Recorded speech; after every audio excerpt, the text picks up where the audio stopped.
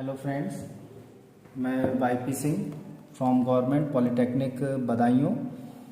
और जैसा हमने अपने लास्ट लेक्चर में डिस्कस किया था पीटीएफई मटेरियल के लिए, जिसमें उसकी हमने हिस्ट्री इंट्रोडक्शन के बारे में देखा था और कौन कौन से इसमें कार्बन फ्लोरीन एटम होते हैं हमारे, या कौन कौन से विधि से स्टेप में हम इसको कंप्लीट करते हैं इसकी प्रिपरेशन। आज उससे आगे हम डिस्कस करेंगे सबसे पहले इसकी केमिकल रिएक्शन के बेस पर कि किस तरह से इसकी प्रिपरेशन हमारी होती है। Chemical reaction of preparation of PTFE. जैसा हमने अपने लास्ट वीडियो में डिस्कस किया था कि 2 स्टेप में इसको हम प्रिपेयर करते हैं। तो फर्स्ट स्टेप हमारा क्या है, जिसमें हमने फ्लोस्फर यानी कि CaF2 फ्लोस्फर प्लस H2SO4 यानी कि सल्फ्यूरिक एसिड, इनको रिएक्ट कराया था। रिएक्ट कराने से हमें CaSO4 मिलता है यानी कि कैल्शियम सल्फेट, और कैल्शियम सल्फेट के साथ हमारा फॉर्म होता है 2HF। HF हमने क्या बताया था, हाइड्रोफ्लोरिक एसिड। ठीक है, तो फर्स्ट स्टेज में जब फ्लोस्फर की हम सल्फ्यूरिक एसिड के साथ रिएक्शन करा रहे हैं तो हमें क्या फॉर्म हो रहा है, हाइड्रोफ्लोरिक एसिड। हाइड्रोफ्लोरिक एसिड को हमने डिस्कस किया था कि हम क्लोरोफॉर्म के साथ रिएक्शन कराते हैं। जब क्लोरोफॉर्म के साथ रिएक्शन कराते हैं सेकेंड स्टेप में, तो इस स्टेप को हम कहते हैं ट्रीटमेंट ऑफ क्लोरोफॉर्म। तो ट्रीटमेंट ऑफ क्लोरोफॉर्म रिएक्शन हमारी क्या है,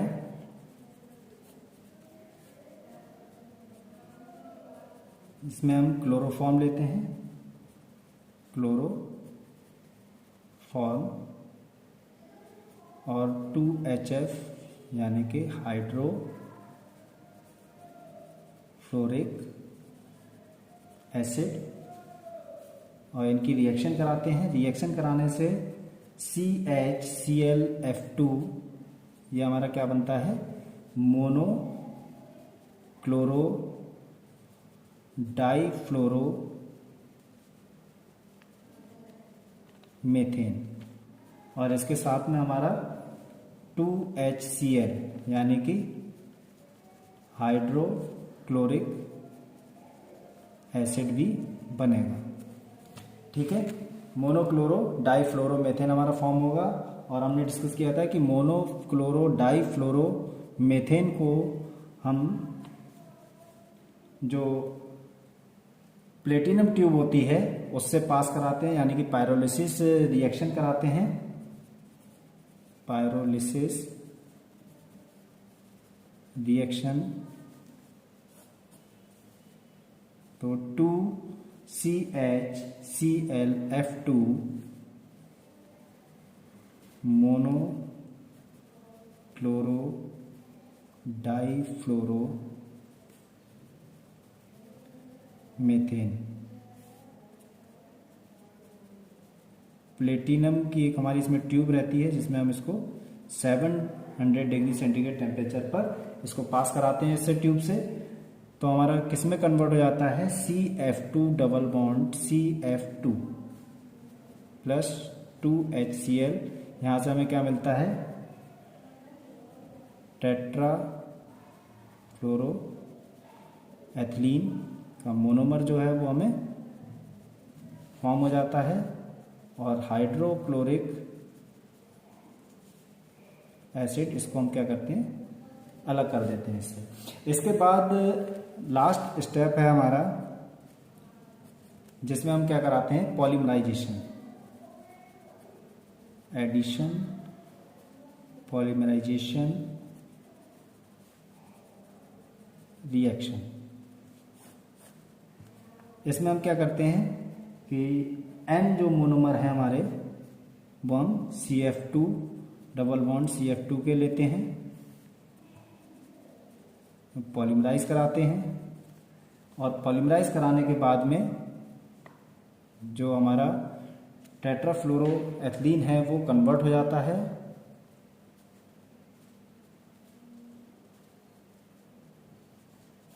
पॉलीटेट्राफ्लोरोएथिलीन में।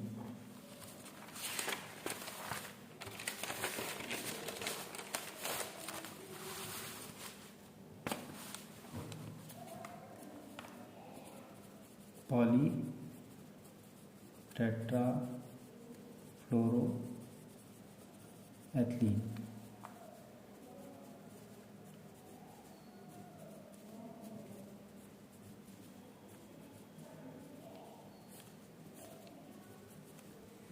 तो इस तरह से हम इसको प्रिपेयर करते हैं।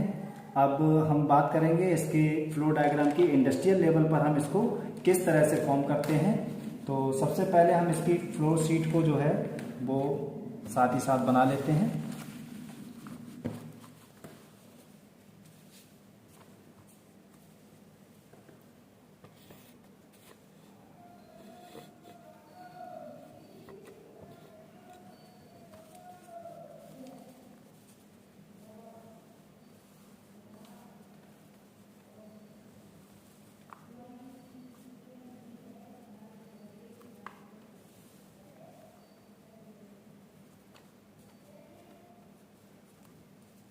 ये यहाँ पर हमारा स्टायरर है और ये स्टायरर बेस रिएक्टर, और जो ये रिएक्टर होता है वो हमारा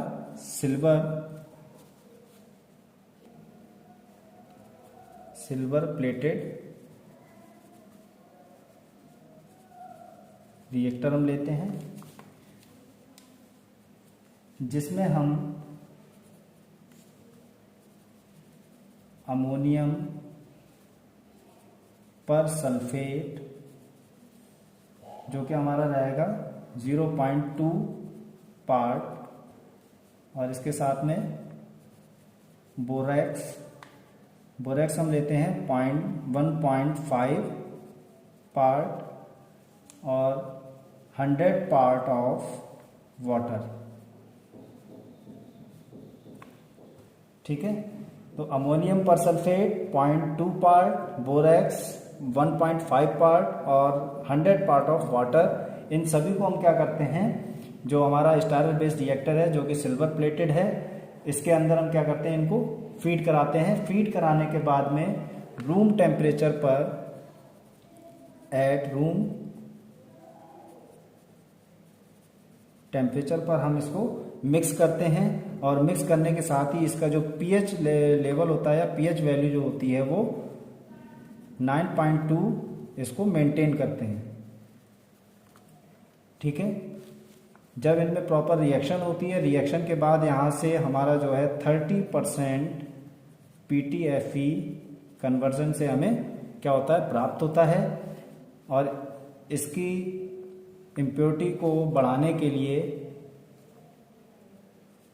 इसकी इम्प्योरिटी को कम करने के लिए या इसकी प्योरिटी को हम बढ़ाने के लिए क्या करते हैं, इसको एक सेकंड रिएक्टर जो हमने यहाँ पर लिया है, मल्टी स्टायरर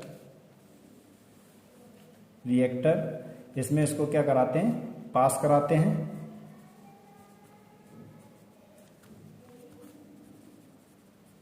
मल्टी स्टायरर रिएक्टर। ठीक है, इसमें हम क्या करेंगे, 1 घंटे तक 80 डिग्री सेंटीग्रेड पर इसको रोटेट करते हैं, इसमें मिक्स करते हैं। मिक्स करने से क्या होता है कि जो हमारा 30% PTFE हमें पहले मिल रहा था पहले रिएक्टर से, वो यहाँ पर कितना हो जाता है, लगभग 80 से 90% कन्वर्जन इसमें हमें मिलता है देखने को। और इसके बाद इसको हम क्या करते हैं,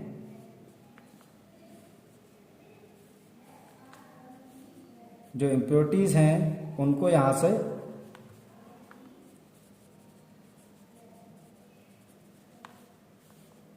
रिसाइकिल यूनिट में या रिकवरी यूनिट में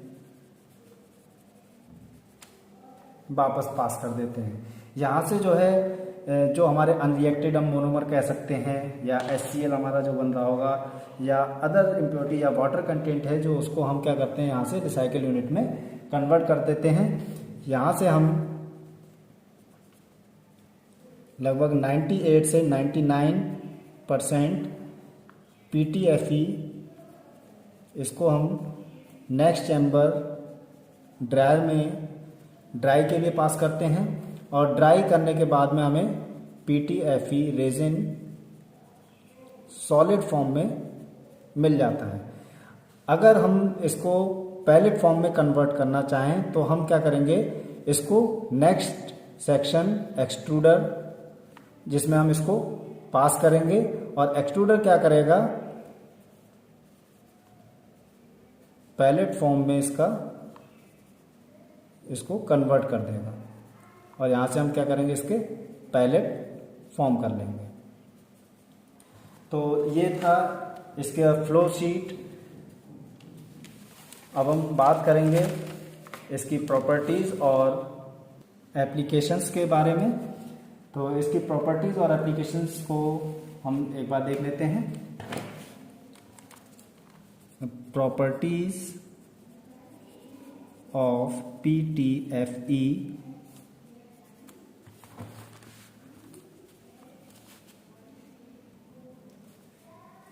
सबसे पहले इसकी स्पेसिफिक ग्रेविटी की अगर हम बात करें, स्पेसिफिक ग्रेविटी जो है वो PTFE की 2.1 से 2.3 हमारी रहती है, और डेंसिटी की अगर हम बात करें तो डेंसिटी जो है वो 2.1 से 2.2 ग्राम पर सेंटीमीटर क्यूब होती है। टेंसाइल स्ट्रेंथ PTFE की हमारी 25 मेगापास्कल होती है। डाई इलेक्ट्रिक स्ट्रेंथ इसमें काफ़ी अच्छी होती है, या हम कह सकते हैं डाई इलेक्ट्रिक स्ट्रेंथ जो है या इलेक्ट्रिकल प्रॉपर्टीज़ PTFE में हमारी बहुत ज़्यादा स्ट्रांग होती है, और इसकी वैल्यू लगभग 400 to 500 kV/mm होती है। मेल्टिंग पॉइंट की अगर हम बात करें तो इसका melting point near about 327 degree centigrade ऐसा माना जाता है।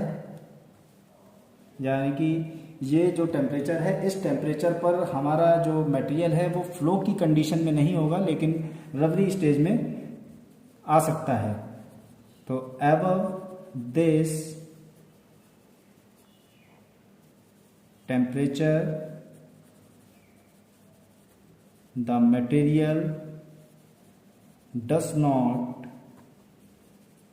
exhibit true flow but is rubbery। ठीक है, इसके बाद हम बात करते हैं इसमें थर्मल प्रॉपर्टीज में ही कि किस रेंज में, यानी कि किस टेम्परेचर रेंज में इसको हम यूज कर सकते हैं PTFE को। तो यूजिंग बिटवीन टेम्परेचर या थर्मल स्टेबिलिटी हम कहें, थर्मल स्टेबिलिटी टेम्परेचर जो है वो -200 डिग्री सेंटीग्रेड से हम 260 डिग्री सेंटीग्रेड तक इसको टेम्परेचर वेरिएशन में हम इसको यूज कर सकते हैं as regular basis. Regular basis यानी कि लगातार हम इसको इस टेम्परेचर पर यूज कर सकते हैं। And 325 to 340 degree centigrade temperature की अगर हम बात करें, इतने टेम्परेचर पर क्या होगा, जो हमारा वाइट क्रिस्टलिन PTFE है वो चेंज हो जाएगा ट्रांसपेरेंट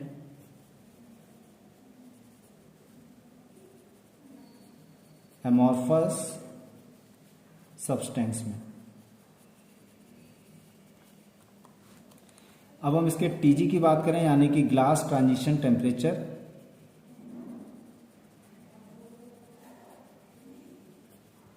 ग्लास ट्रांजिशन टेम्परेचर इसका होता है near about 127 degree centigrade. Hardness की अगर हम बात करें तो पीटीएफई की हार्डनेस बेसिकली कैलकुलेट नहीं की जाती है, क्योंकि पीटीएफई जो है वो हमारा is relatively soft material, but its hardness can be considered increasing by filler content. यानी कि अगर इसमें फिलर कंटेंट को हम यूज कर लें तो हम इसकी हार्डनेस को कंसीडर कर सकते हैं। It has outstanding electrical and die electric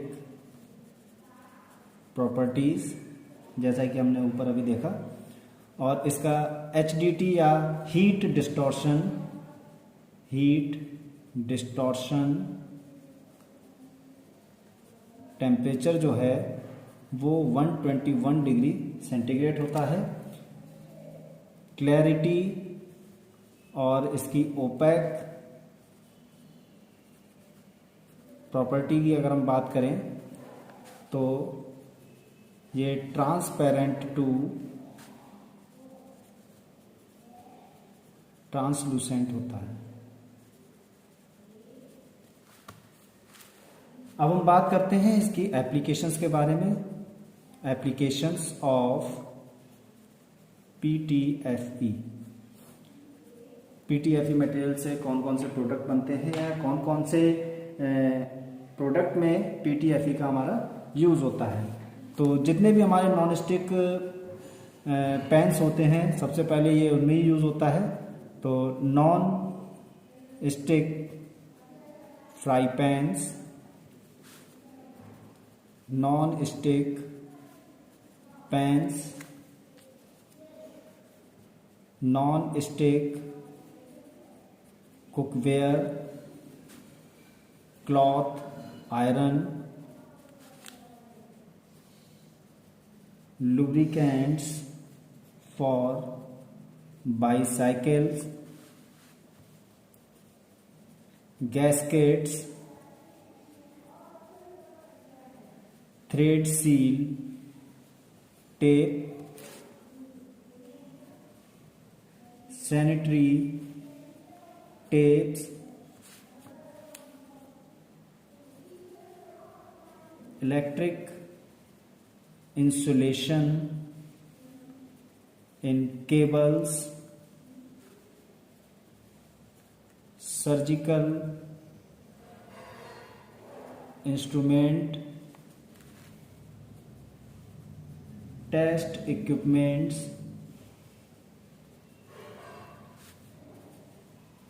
fire fighting equipments, shaft sealing, fuel hoses,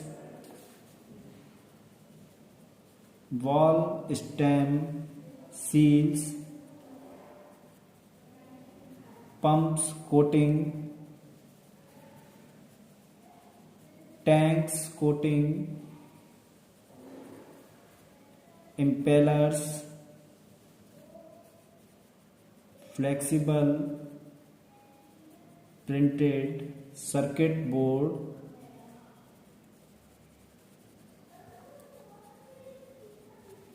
heat hard patches etc. तो ये इसकी बहुत सारी एप्लीकेशन जिसमें यूज़ होता है। और इस बेस पर हम कह सकते हैं कि PTFE is also a versatile